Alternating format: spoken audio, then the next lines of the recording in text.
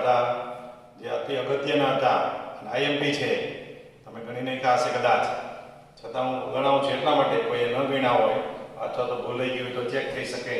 15મો દાખલો સ્વાધ્યાય 5 નો ચેપ્ટર 5 નો એક્ઝામ્પલ 15. એની રકમ છે કે જો y બરાબર x minus a, sorry y નથી પણ x માઇનસ a નો square plus y minus b નો સ્ક્વેર બરાબર c સ્ક્વેર હોય તો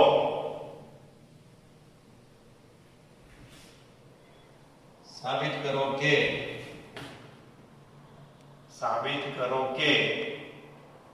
1 પ્લસ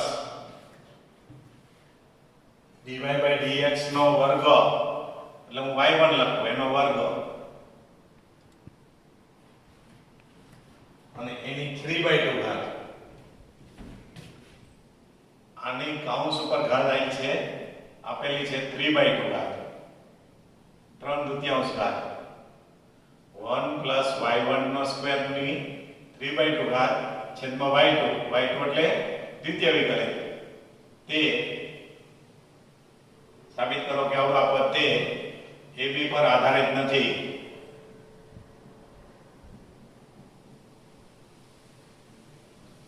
ab પર આધારિત નથી જ્યાં c ગ્રેટર ધેન 0 આપેલું છે.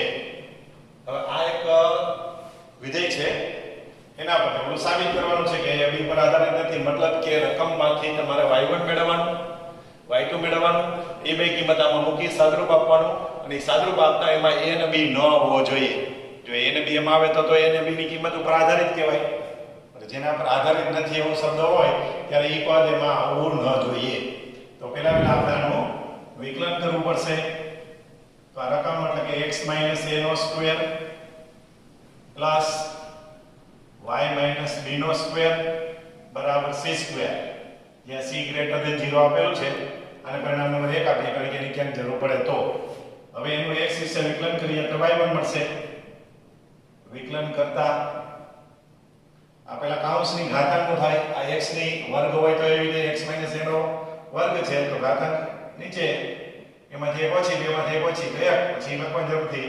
હવે કૌંસની અંદર નાનું પદ તો વિકલન 1 x નું 1 એનું 0 પ્લસ એવી રીતે આમાં ઘાતાંકનું એટલે 2 y b અને હવે y b નું વિકલન તો કે y1 અને b નું 0 સામે અચળ પદ c, જ્યાં c બરાબર 0 છે, a b ને c ત્રણે અચળ છે એટલે c સ્ક્વેર નું 0 થશે વિકલન. આમાંથી y1 ને કરતા બને તો 2 પેલા ઉડી ગયા એટલે x a આ પદ ઓલી બાજુ એમ કહું તો થોડું આ બાજુ શું હોય તો y b 2 પણ લખીએ, ચાલો સમજવામાં અનુકૂળ એટલા માટે. એને વિના y1 આ પદ ઓલી બાજુ એટલે -2 x a. હવે આમાંથી y1 મેળવીએ, y1 એટલે dy by dx, તો આના છેદમાં ગયું 2 ઉડી ગયા એટલે x a છેદમાં y b આ આપણું y1 મળ્યું કહેવાય. આને પરિણામ નંબર 2.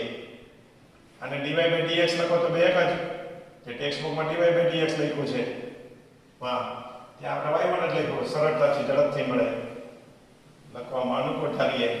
હવે આનું પાછું x વિશે વિકલન કરીએ. x વિશે વિકલન કરતા અને y1 નું શું થાય તો કે y2, જે ખબર જ છે આપણને કે d અને dd લખાવીએ એટલે y2 થઈ ગયું. તો આ આપણું y2. અહીં ભાગાકારનો નિયમ લાગુ પડે, માઈનસ નિશાની બહાર, અંશનું વિકલન કરશું ત્યારે છેદ બહાર, x b બહાર, અંશમાં છે એનું વિકલન x નું 1 અને એનું 0 માઈનસ, હવે અંશ બહાર x a બહાર, છેદમાં છે y b નું વિકલન તો y1 અને b નું 0 અને છેદમાં છેદનો વર્ગ એટલે y b નો સ્ક્વેર. હવે આનું સાદરૂપ આપવું પડે. સાદરૂપ આપવામાં y1 ની કિંમત અહીં મૂકી દેશું જે અહીંથી મળશે અને એનું સાદરૂપ આપ્યા પછી જે મળે એ ઓમાં મૂકવાનું થાય. તો પહેલા આપણે આને 1 વડે ગુણ્યા એટલે y b, આ y1 ની કિંમત અહીંયા છે માઈનસ અને આ માઈનસ એટલે પ્લસ થઈ જશે, પણ આપણે અત્યારે અહીંયા કિંમત મૂકીએ એવી રીતે. તો અહીંયા માઈનસ તો આગળ છે આ y માઈનસ b માઈનસ આ x માઈનસ a. હવે આની કિંમત આ y1 ની કિંમત તમને જે y1 છે એની કિંમત પરિણામ 2 પરથી મળશે માઈનસ x માઈનસ a છેદમાં x y minus b. x ની y માઈનસ b આ y1 ની કિંમત અને છેદમાં y માઈનસ b નો સ્ક્વેર. ખાલી y1 ની કિંમત મૂકી. હવે એમાં જો માઈનસ માઈનસ પ્લસ આ કાઉન્સ ના કાઉન્સ સરખા એટલે એનો વર્ગ અને આ લસા લઈને અહીંયા વર્ગ આવશે એટલે પાછી રકમ ગોઠવાઈ જાય એટલે જ આપણે y માઈનસ અલા y1 ની કિંમત મૂકી. આ લસા લઈને y માઈનસ b નો square plus x minus a નો સ્ક્વેર થઈ ગયો કારણ કે આ કાઉન્સ ના કાઉન્સ આ માઈનસ માઈનસ પ્લસ અને આ છે એ છેદમાં આવશે તો y માઈનસ b નો વર્ગ હતો અને બીજો y માઈનસ b પાછો છે લસા લીધો નીચે આવે એટલે અહીંયા ઘન થઈ ગયું. હવે રકમ થઈ ગઈ તો એના બરાબર શું લખી શકાય તો કે રકમ એટલે c સ્ક્વેર કારણ કે આપણે અચળ જ એમાં બધું આવવું જોઈએ તો c સ્ક્વેર ના છેદમાં y માઈનસ b નો ઘન. આ પરિણામ નંબર 3 જેને આપણે y2 કહેલું છે. હવે ઓમાં કિંમત મૂકવાની ફરીથી આપણે રકમ કે આનું x વિશે વિકલન કરી y1 મેળવવાનું એનું પાછું x વિશે વિકલન કરો એટલે y2 મળે એમાં y1 આવે એની કિંમત મૂકો સાદરૂપ આપો અને y2 ની કિંમત મેળવો. આ y1 અને y2 ની કિંમત હવે આમાં મૂકીએ એમાંથી a અને b દૂર થઈ જશે એટલે a b પર આધારિત નથી એવું સાબિત થાય. આ એક બી દાખલો છે મોસ્ટ ટાઈમ કે બોર્ડમાં પૂછાઈ ગયો તો આ રીતે હવે y1 અને y2 ની જે કિંમત મળેલી છે તે આપણે એમાં મૂકીએ એ સાબિત કરવાનું છે તેમાં અને એમાં પરિણામ નંબર 1 નો પાછો ઉપયોગ થશે જે ખબર છે પરિણામ નંબર 1 એટલે રકમ. તો જે સાબિત કરવાનું છે ફરીથી લખું 1 y1 નો સ્ક્વેર ની ઘાતાંકમાં 3/2 છેદમાં y2. હવે એમાં કિંમત મૂકીએ 1 y1 એટલે આપણે જે માઈનસ હતો એનો વર્ગ કરીએ છીએ એટલે પ્લસ થઈ જશે છતાં આપણે માઈનસ x માઈનસ a છેદમાં y માઈનસ b આ y1 ની કિંમત એનો વર્ગ અને એના કાઉન્સ ઉપર પાછી 3/2 ઘાત અને છેદમાં y2 જે y2 એટલે અહીંયા લખેલું છે માઈનસ c ઘન નહીં માઈનસ c સ્ક્વેર છેદમાં માઈનસ c સ્ક્વેર ના છેદમાં y માઈનસ b નો ઘન. હવે આનું સાદુરૂપ આપીએ તો આ વર્ગ કરો એટલે પ્લસ અને એનો લસા લઈએ એટલે શું થાય y માઈનસ b નો square plus x minus a નો સ્ક્વેર અને છેદમાં y માઈનસ b. આ અંશમાં આપણે લસા લીધો y માઈનસ b. હવે એના ઉપર જે ઘાત છે એ એમનો જ y માઈનસ b નો સ્ક્વેર અહીંયા સ્ક્વેર કર્યો ને એનો લસા એની ઘાત તો 3/2 છે જરા લખવામાં કાળજી રાખવી નહીતર સાદરૂપ આપવામાં ભૂલ થશે તો સાબિત નહીં થાય. માઈનસ c સ્ક્વેર ના છેદમાં y માઈનસ b નો ઘન. હવે તમે જો ઉપર c સ્ક્વેર આવી ગયો પાછો અને એની 3/2 ઘાત થશે એના પછીનું પદ જ્યાં બાજુમાં લખી દઉં તો ઉપર થયું c સ્ક્વેર પરિણામ 1 અને છેદમાં y માઈનસ b નો સ્ક્વેર અને એની ઘાતાંક આવશે 3/2 જે અંશમાં તો એ જ અને છેદમાં c માઈનસ c સ્ક્વેર ના છેદમાં y માઈનસ b નો ઘન. આ આપણી સાદરૂપ આપવાથી આવું પદ મેળવ્યું છે પરિણામ નંબર 1 નો ઉપયોગ થયો. હવે આનો ઘન 3/2 ઘાત કરીએ તો અહીંયા તો ઘાત ઉડી જાય આનો ઘન થયો આનો ઘન થશે એટલે એનું c ઘન અને છેદમાં એવું y માઈનસ b નો ઘન. જો એના છેદમાં શું થાય તો કે એ તો છે c સ્ક્વેર અને છેદમાં y માઈનસ b નો ઘન. તો હવે આ બંને ઉડી જાય તો શું વધે જો y માઈનસ b નો ઘન ઉડી ગયો અહીં c સ્ક્વેર ઉડી ગયો એટલે માઈનસ c વધ્યું તેમાં a ને b આવેલ નથી તેથી તે ab પર આધારિત નથી. વાક્ય લખી નાખો તેમાં a ને b આવેલ નથી તેથી તે એટલે કોણ આ ab પર આધારિત નથી જે સાબિત કરવાનું હતું જે IMP દાખલો છે. એના પછીનો હતા હોમવર્કમાં આપ્યો હતો પણ બાળકો ચેક કરી લેજો કદાચ આમાં લખવામાં તમારે ક્યાંય ભૂલ રહી ગઈ હોય તો આ રીતે લખવું પડે. એના પછીનો 16મો દાખલો ઈ પણ આ એક જ છે અને બોર્ડમાં પૂછાયેલો દાખલો છે. તો 16મો દાખલો આના પછી આપણે લઈએ તો આ પરિણામ સાબિત કરવાનો આ એક દાખલો હતો જે આપણે પૂરો કર્યો. એના પછી 16મો દાખલો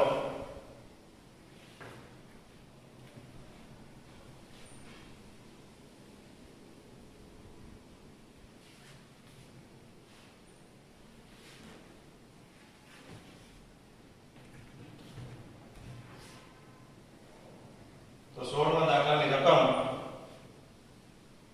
ત્યાં સુધી આ તમારે જોવું હોય તો એટલા માટે લખ્યું છે. હવે 16મા દાખલાની રકમ છે cos y બરાબર x ગુણ્યા cos a plus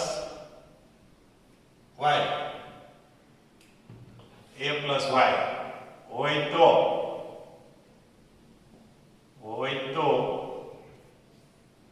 dy by dx બરાબર cos square a plus y અને છેદમાં sin a સાબિત કરો. આ સાબિત કરવાનું છે. જ્યાં આપેલું છે cos a not equal to plus minus 1 એટલે cos ની કિંમત plus minus 1 નથી. ક્યાંક જરૂર પડે તો એનો ઉપયોગ કરવા થાય કે શૂન્ય ન થતું હોવું જોઈએ. હવે આ રકમ પરથી આપણે વિકલન જ કરવાનું છે પ્રથમ વિકલન પર. છતાં આ દાખલા બધા IMP છે જે તમને હોમવર્કમાં આપ્યા હતા ન થયા હોય તો જરા જોઈ લેવા અને થઈ ગયા હોય તો ચેક કરી લેવું. હવે એમાં બે રીત છે. આ દાખલો બે રીતે ઘણી પ્રેક્ટિસ બુકમાં તમને લાંબી રીતે ગણી નાખ્યો હોય પણ આપણે તો ખબર જ છે કે આપણે કઈ સ્કૂલમાં ભણીએ છીએ. એમાં ટૂંકી રીત જ હોય. તો આમાં જો ડાયરેક્ટ તમે આનું વિકલન કરો a plus y નો સૂત્ર મૂકીને તો પણ ઓલું મળે અને બહુ લાંબી રીત થાય. અને એના કરતાં હું તમને સાવ સરળ રીત અને સમજાવું કે તમને એમ થાય કે આવું કેમ યાદ આવે તો એ હું સમજાવું. તમારે જે સાબિત કરવાનું છે dy by dx બરાબર cos square a plus y છેદમાં sin a. તો cos square a plus y તો આપણે અહીં દેખાય છે cos a plus y છે. જો હું આ પદને આના છેદમાં લઈ જાઉં તો મને ઈ છેદમાં પદ મળે અને પછી એનું વિકલન કરીએ ભાગાકારના નિયમ પ્રમાણે તો એમાં y એટલે એનો વર્ગ આવી જાય. તો એટલા માટે આપણે એવું કરીએ તો તમને સરળતાથી દાખલો થઈ શકે. તો આ રકમનું સ્ટેપ લખવાને બદલે સીધું x બરાબર લખવું હોય રકમમાંથી આ પદ આના છેદમાં. ફરીથી કહી દઉં કે તમને આવું કેમ યાદ આવે તો એ જ તમને સમજાવું છું કે રકમમાં જે સાબિત કરવાનું છે પરિણામ પર નજર કરવાની. શું છે તો કે cos square a plus y. તો cos square a plus y બનાવવા માટે જો હું આને છેદમાં લઈ જાઉં અને હવે આનું ભાગાકારના નિયમ પ્રમાણે વિકલન કરો એટલે cos square a plus y આવી જ જાય અને સાવ સરળ થઈ જાય. તમે કોઈ પ્રેક્ટિસ બુકમાં જોજો આ દાખલો બહુ લાંબી રીતે ગણેલો હશે. પરીક્ષામાં કોઈ પણ રીતે ગણો માર્ક એટલા જ મળે. હવે આમાં સરળ બનાવવા માટે y વિશે વિકલન કરશું. પહેલા y વિશે વિકલન કરીએ એટલે તમને dx by dy મળે અને એને ઉલટાવી નાખવાનું. આ એનું ઉલટું છે dy by dx એટલે dx by dy નું ઉલટું. તો આપણે આને y વિશે વિકલન કરીએ તો dx by dy. આનો ભાગાકારના નિયમ પ્રમાણે વિકલન તો પહેલા અંશનું વિકલન થાય ત્યારે છેદ બાદ cos a plus y. હવે cos y એટલે અંશનું વિકલન cos નું જે થતું હોય એ minus sin y જે ખૂણો હોય એ પણ એમ જ. અને હવે એ ખૂણાનું વિકલન જેને સાપેક્ષ કરવું હોય તેને તો y ને સાપેક્ષ y નું વિકલન 1 થાય. કઈ ભૂલ ન થાય જોજો. ઘણા y1 લખી નાખે પણ x ને સાપેક્ષ હોય તો આ 1 કેમ તો કે y નું y ને સાપેક્ષ વિકલન તો dy by dy એટલે 1 જે ડાયરેક્ટ લખવાનું હોય. હવે અંશને બહાર રાખવાનો છેદનું વિકલન છેદમાં cos છે એટલે minus sin a plus y. હવે a plus y નું બાજુમાં ગુણવું પડે. a નું 0 y નું 1 y ને સાપેક્ષ અને છેદમાં છેદનો વર્ગ જે આપણે જોતું હતું એનું અડધું પરિણામ મળી ગયું. બે સ્ટેપમાં દાખલો થઈ ગયો છે. હવે ખાલી આ અને ગુણ્યા એટલે કે માઈનસ નિશાની અને અહીંયા માઇનસ માઇનસ પ્લસ, એટલે અહીંયાથી માઇનસ નિશાની જો બહાર કોમન લઈ લઈએ, માઇનસ ની નિશાની બહાર કોમન નહીં, પણ આપણે ઓમાં જોઈએ છે ઉલટાવવાનું છે, એટલે માઇનસ એમને જ રાખીએ, minus cos a plus y ગુણ્યા sin y, minus minus plus sin a plus y મોટો ખૂણો પહેલા લઈ લો ગુણ્યા cos y અને છેદમાં cos square a plus y.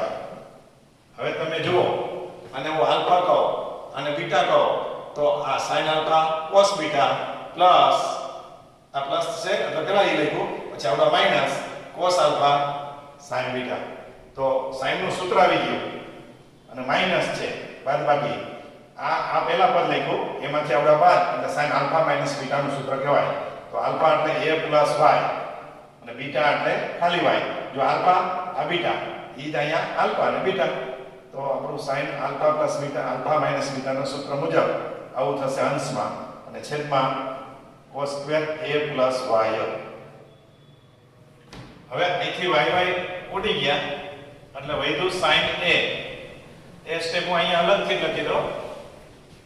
sin અહીંયા શું તો કે dx by dy, dx by dy મેળવ્યું. જોજો ભૂલથી ઉતાવળ નહીં કરવાની, ભૂલથી એમને લખીને આવી ના આવે તો માર્ક ઉડે. sin a plus sin a ના છેદમાં cos a plus y આવું સાબિત થયું. તો ઘણા કીધું ઊંધું, તો આને ઉલટાવી નાખો એટલે થઈ ગયું. એટલે તેથી સીધું dx dy by dx બરાબર cos square a plus y છેદમાં sin a, જે આપણે સાબિત કરવાનું હતું. આઈએમપી દાખલો છે. હવે તમને યાદ છે કે આવા દાખલા મને યાદ આવે છે અને જે બોર્ડમાં પણ પૂછી શકાય છે એવા, તો આવો જ દાખલો, કારણ કે આપણે ઇમ્પિરિયલમાં મળી છે એના જેવો બીજો પૂછાય તો આપણને આવડવો જોઈએ. તો હું તમને આમાં જ રકમ સુધારી દઉં. તો આ cos છે ત્યાં sin કરી નાખવાનું, sin, અને અહીંયા પણ sin. તો અહીંયા cos છે ત્યાં sin, બાકી બધું એમને આ જ રીતે કરજો, થઈ જશે. તમારે અહીંયા sin ની જગ્યા આવી જશે અને સાતનું કાપશો એટલે ઉપર sin નું સૂત્ર છેદમાં sin square a plus y, જાય sin નો વર્ગ કરો એટલે sin square a plus y મળી જશે. આ દાખલો 16 ડેશ જે તમને હોમવર્કમાં આપવામાં આવે છે, આ રકમ લખી દેજો. ફરીથી બોલું, sin y બરાબર x ગુણ્યા sin a plus y હોય તો dy by dx બરાબર sin square a plus y છેદમાં sin a સાબિત કરો. એમાં અહીંયા sin ને બદલે cos ને બદલે શું આવે? sin a not equal to plus minus 1. હવે એમાં એક સ્ટેપ કરી દો તો x બરાબર અહીં શું આવી જશે? sin, અને અહીં sin. હવે તો આવડે y દિશા વિકલન કરવાનું આવડી જશે ને. તો આપણે એના જેવો જ દાખલો હતો જે તમને હોમવર્કમાં આપ્યો છે. હવે એના પછી પણ 17મો દાખલો આવે છે, એ પણ હોમવર્કમાં આપ્યો હતો, પણ આ બધા દાખલા આઈએમપી છે એટલે ગણાવું છું. તો હવે એના પછી નોટ એટલે કે 17મો દાખલો ટેક્સ્ટ બુકનો.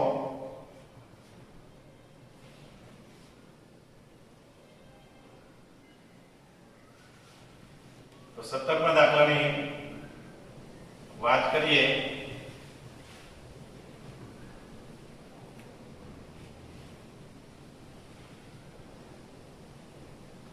ની રકમ એ પણ સરસ મજાનો દાખલો છે.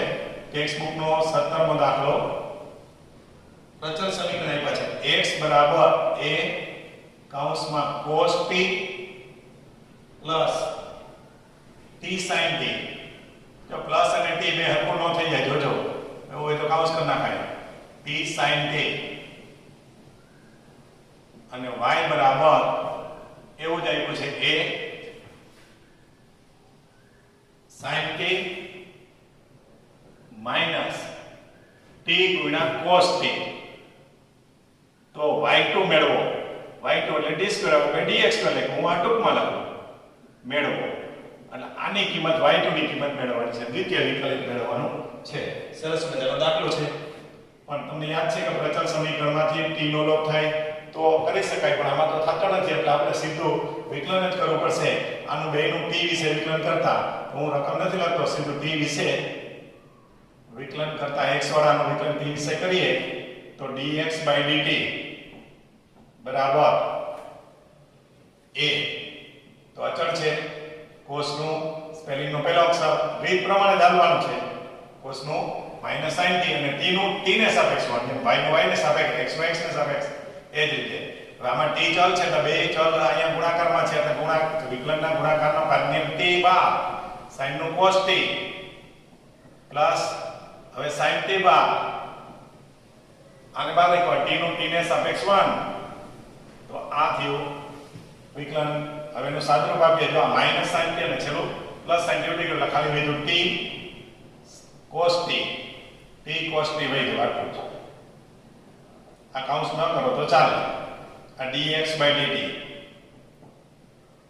અને નોટ ઇક્વલ ટુ 0 લખી નાખવાનું આની જરૂર પડશે હવે y બરાબર a sin t - t cos t આનું પણ t વિશે વિકલન કરતા પ્રચલ સમીકરણો પુનરાવર્તન છે ભાઈ આ સ્વાધ્યાય 1 એટલે મુખ્ય સ્વાધ્યાય 5 એટલે બધાનું પુનરાવર્તન બધી રીતનું જો પ્રચલ સમીકરણો જે અગાઉ આપણે રીત હતી એ પ્રમાણે જ આનું t વિશે વિકલન dy/dt બરાબર a sin નું cos t માઈનસ હવે આમાં t નું વિકલન કરીએ તો cos t નું 1 અને cos t બાર એમ કહો એટલે આવું સીધું બાજુમાં હોય તો ઉડાડવાનો ખ્યાલ આવે આ cos t બાર એટલે બાર રાખ્યું એ લખવાનું cos t બાર આ t છે એનું વિકલન 1 માઈનસ હવે આ t ને બાર રાખ્યો આ cos t નું વિકલન તો -sin t હવે એમાં જો આ cos cos ઉડી ગયા આ માઈનસ માઈનસ પ્લસ હવે a ગુણ્યા t sin t આ dy/dt આપણે dx/dt મેળવવાનું છે અને પછી એનું વિકલન કરો ત્યારે dy/dt આલા પાછું d2/dx મળે ખાસ યાદ રાખવા જેવું છે ઘણા આનું પાછું દ્વિતીય વિકલન કરી નાખે તો એ આ જવાબ y2 નો કહેવાય ને મેં ત્યારે તમને સમજાવ્યું હતું કે y1 ને y2 કોને કહેવાય તો dy/dx આવે એને જ y1 કહેવાય તો dy/dx મેળવવા માટે dy/dt છેદમાં dx/dt બેયનો ભાગાકાર તો dx/dt એટલે પરિણામ નંબર 2 અને આ 1 અને આ 2 1 અને 2 એટલે 2 ની કિંમત પહેલા મૂકીએ તો at sin t છેદમાં at cos t એનું સાદુરૂપ આપો તો at ઉડી ગયા sin t ના છેદમાં cos t એટલે tan t આ tan t એ આપણે dy/dx અથવા y1 મળ્યું કહેવાય dy/dx પણ લખી શકાય હવે આનું x વિશે વિકલન કરવાનું છે x વિશે વિકલન કરતા તો આનું x વિશે વિકલન કરે ddx dy/dx સીધું y2 લખો તો ચાલે આ તો તમને વધુ સમજાય એટલા માટે આવું સ્ટેપ કર્યું અને આનું પણ x વિશે વિકલન ddx વિકલનની નિશાની લગાડી એમ કહેવાય હવે જો આની જગ્યાએ શું મૂકી શકાય તો કે d2y/dx2 અને અહીં લખવું હોય તો y2 એટલે કદાચ y2 બરાબર સાબિત કરો એમ કહીએ કે d2y/dx2 સાબિત કરો બે એક જ થાય હવે tan નું વિકલન પહેલા જેમ થતું હોય એમ જ તો tan નું વિકલન sec વર્ગ t પણ t નું t ને સાપેક્ષ હોય તો 1 થાય અને t નું કેને સાપેક્ષ છે x ને સાપેક્ષ એટલે t નું x ને સાપેક્ષ dt/dx અહીંયા બાળકો ભૂલ થાય tan નો sec વર્ગ t લખી આવે પછી અહીં t ને t નું સાપેક્ષ નથી t નું x ને સાપેક્ષ છે કારણ કે આનું x ને સાપેક્ષ વિકલન કરો તો જ y2 કહેવાય આની કિંમત પરિણામ નંબર 1 માંથી મૂકવી પડે તો એમાં આપણે કિંમત મૂકીએ તો sec વર્ગ t હવે પરિણામ નંબર 1 આનું ઉલટું છે dx/dt છે જો તો dx/dt એટલે ઓલું જે છે એને ઉલટાવી નાખો અને ઉલટાવો એટલે આવડા પર છેદમાં એટલે અહીંયા આ dx dt/dx ની કિંમત 1 ના છેદમાં at cos t હવે જો આને sin cos માં ફેરવો તો cos ઘન છેદમાં થાય અને sec ને ઉપર લખેલો હોય તો ટેક્સ્ટબુક નો જવાબ આપણે જોતો હોય તો આ cos ને ઉપર લઈ જાય એટલે sec નો ઘન થઈ જાય છેદમાં cos ઘન લખવું હોય તોય ચાલે પણ જવાબ ટેક્સ્ટબુક માં આવો આપ્યો છે તમે એવું મેળવી દીધું જે IMP છે sec ઘન અને છેદમાં at કે y2 એટલે કે d2/dx2 આ સાબિત કરવાનું હતું અહીંયા સુધી તો વાંધો ન આવે પણ અહીંથી તમે રકમ આટલું જ સાબિત કરવામાં ભૂલ પડે કે અહીંયા t ને સાપેક્ષ વિકલન નથી x ને સાપેક્ષ વિકલન છે નહીં તો તમને એમ થાય sec વર્ગ થી જવાબ આવ્યો ખરેખર આમાં પાછો જવાબ આપ્યો નથી એટલે મોટા ભાગના શું કરી આવે અહીં સુધી લખી આવે 10 નો sec વર્ગ t બસ. પણ ખરેખર sec વર્ગ t જવાબ નથી, આવો જવાબ છે. એટલે આ એક પદ સમજવાનું હતું, એ ધ્યાનમાં રાખવાનું છે. તો આ ત્રણ દાખલા હોમવર્કમાં આપ્યા થઈ. એના પછી પણ દાખલો 18મો દાખલો એ પણ IMP છે, એ પણ ગણાવું છું તમને. આ બધા ટેક્સ્ટ બુકમાં મુખ્ય સ્વાધ્યાયમાં જે દાખલા અઘરા અને પૂછાય એવા છે એ બધા ગણાવું છું. બાકીના અમુક સહેલા હતા એ હોમવર્કમાં આપ્યા હતા, એ પણ કરી નાખ્યા હશે તમે. પણ આ તો થોડા અઘરા હતા તે કરાવ્યા, અને હવે પછીના દાખલાઓ પણ થોડાક સમજવાના IMP છે, અઘરા છે. એટલે આજનું લેક્ચર પણ મહત્વનું છે. તો 18મો દાખલો, એમાં f of x બરાબર માનક x નો ઘન હોય તો રકમ બોલી જાઉં છું. વાક્ય રચના છે, સાબિત કરો કે f double dash of x પ્રત્યેક વાસ્તવિક સંખ્યા માટે અસ્તિત્વ ધરાવે છે અને તે શોધો. ટૂંકમાં f double dash of x પ્રત્યેક વાસ્તવિક સંખ્યા માટે અસ્તિત્વ ધરાવે છે એટલે કે મળે છે, અને તે મેળવો એમ કહે છે. એટલે આ મેળવવાનું છે, બીજું કંઈ નહીં. અસ્તિત્વ ધરાવે એટલે મળતો હોય, મળવું જોઈએ એમ.